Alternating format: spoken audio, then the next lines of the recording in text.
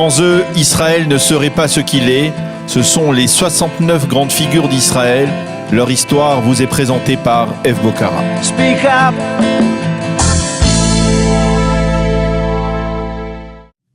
Bonjour Eve. Bonjour Eliana. Alors on va parler aujourd'hui d'une figure française. Donc dans nos 69, ces personnes qui ont participé au rayonnement, c'est francophone, c'est français qui ont participé au français ou franco-israélien. C'est français ou franco-israélien qui ont participé au rayonnement de l'État d'Israël de par le monde. Et aujourd'hui on va parler de Michel Bakos. Michel Bakos, qui est un nom qui est certainement assez peu familier à nos auditeurs. Peu familier, le nom est peu familier, mais l'histoire est très familière.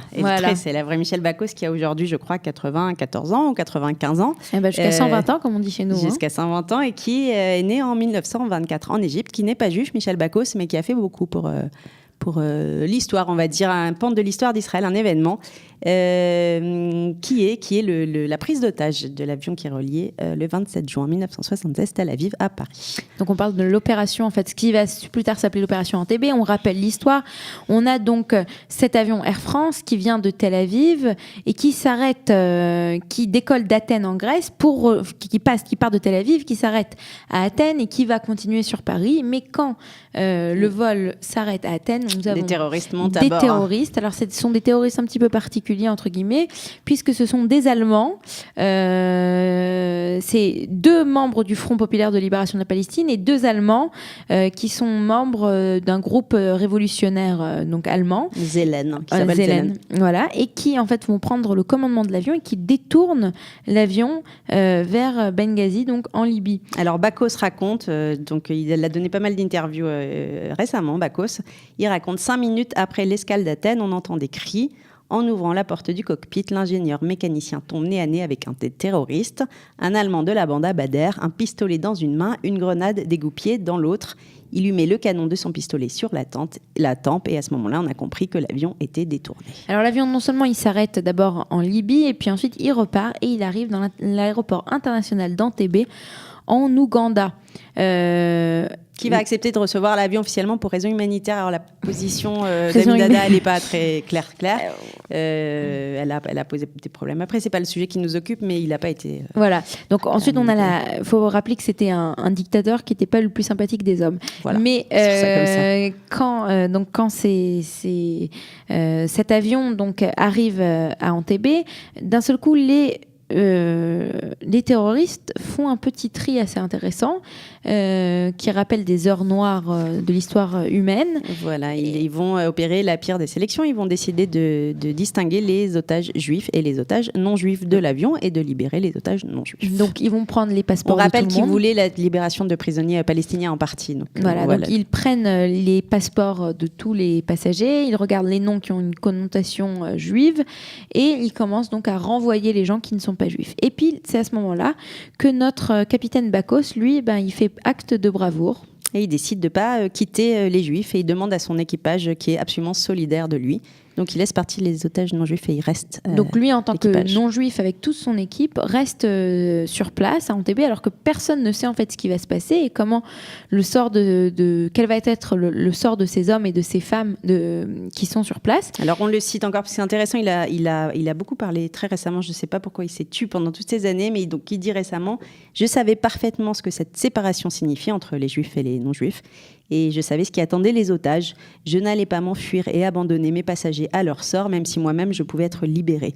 Pour moi, ce n'était pas seulement un devoir, il s'agissait de valeurs essentielles de décence et d'humanité. » Et en fait, cet avion et ses passagers vont être sauvés dans une opération extraordinaire qui va être menée secrètement et qui va être menée surtout par le grand frère de Benjamin Netanyahou. En tout cas, on connaît Jonathan Netanyahou, on connaît son nom parce qu'il est mort dans cette opération. Voilà, c'est la seule victime militaire israélienne de cette opération qui a été un grand succès. Donc en fait, il y a une décision qui est prise par le cabinet de sécurité en urgence. Yitzhak Rabin est Premier ministre et Shimon Peres est le ministre de la Défense. La décision est prise, on envoie donc la Sayeret Matkal, qui est la plus haute unité de service, enfin l'unité des opérations les plus importantes en Israël. Donc on est en pleine nuit, on a 3 avions de transport, des Hercule C-130, donc ce sont des avions qui sont immenses, qui décolle de Tel Aviv.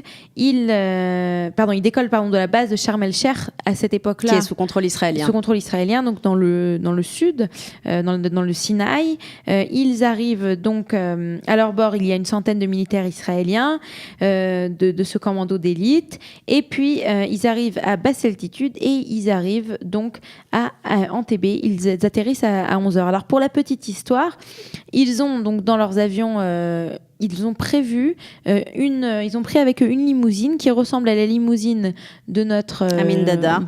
Mais la chose qu'ils ne savent pas, c'est que Amin Dada a changé sa limousine la veille. Voilà. Mais ils ne sont pas au courant et le personnel de l'aéroport n'est pas au courant non plus. Et donc quand et ils vont pas être inquiétés. Ils vont pas être inquiétés. Ils vont voir la limousine passer, donc ils vont dire tout va bien. Et en fait, à ce moment-là, ils entrent dans l'aéroport. Et il faut dire aussi qu'à cette époque, il y avait quand même un concours de circonstances qui était quand même assez impressionnant, puisque l'État d'Israël, c'est l'État d'Israël qui avait, il y avait une coopération entre l'État d'Israël et les pays africains, dont l'Ouganda, dans les années 50. D'ailleurs, Amin Dada avait été formé en Israël, donc les Israéliens se sont renseignés sur le personnage avant d'intervenir. Exactement, mais c'est pas seulement Amin Dada qui avait été formé en Israël, c'est une société israélienne qui avait construit l'aéroport d'Entebbe. Et donc en fait, les Israéliens, quand ils ont commencé à chercher à préparer leur opération, ils ont tout simplement regardé leur plan. Voilà, ils ont ouvert les dossiers, ils ont trouvé leur plan et donc très facilement ils ont pu préparer leur opération. Et en fait, cette opération a lancé un message extraordinaire au monde. Ce message était si vous êtes juif et vous êtes en danger, l'État d'Israël ne vous laissera pas tomber. L'État d'Israël est le refuge des juifs du monde. Ne vous inquiétez pas, nous serons là pour vous. Et tout ça pour dire que les Israéliens arrivent. Le raid va durer 15 à 20 minutes, ça va être très rapide. Et ils vont libérer tout le monde. Et cette fois-ci, ils ne vont pas faire de sélection, ils vont prendre tout le monde. Donc ils vont prendre aussi notre ami Michel Bakos. Et son équipage. Et ils l'ont ramené en Israël. Et Michel Bakos, qu'est-ce qu'il va faire quand il va retourner en France ? Il va prendre, parce que c'était Michel Bakos le point de départ de cette épopée, mais qui est quand même passionnante à écouter, à raconter. Mais Michel Bakos, donc, il va prendre seulement 15 jours de repos. Il va demander à reprendre du service. Et il va demander à reprendre du service, bien sûr, sur le Paris-Tel Aviv, notre héros. Voilà. Qu'on salue peut-être. Qu'on salue, oui, sûrement. Il est dans le sud de la France. Et qu'on remercie. Qu'on remercie encore. Pour son courage. Son héroïsme. Et son héroïsme. Et nous avons été très heureuses de raconter son histoire aujourd'hui. Absolument. Voilà. Merci Ève. Merci Eliana. Au revoir. Au revoir. Sans eux, Israël ne serait pas ce qu'il est. Ce sont les 69 grandes figures d'Israël. Leur histoire vous est présentée par Ève Bocara. Speak up.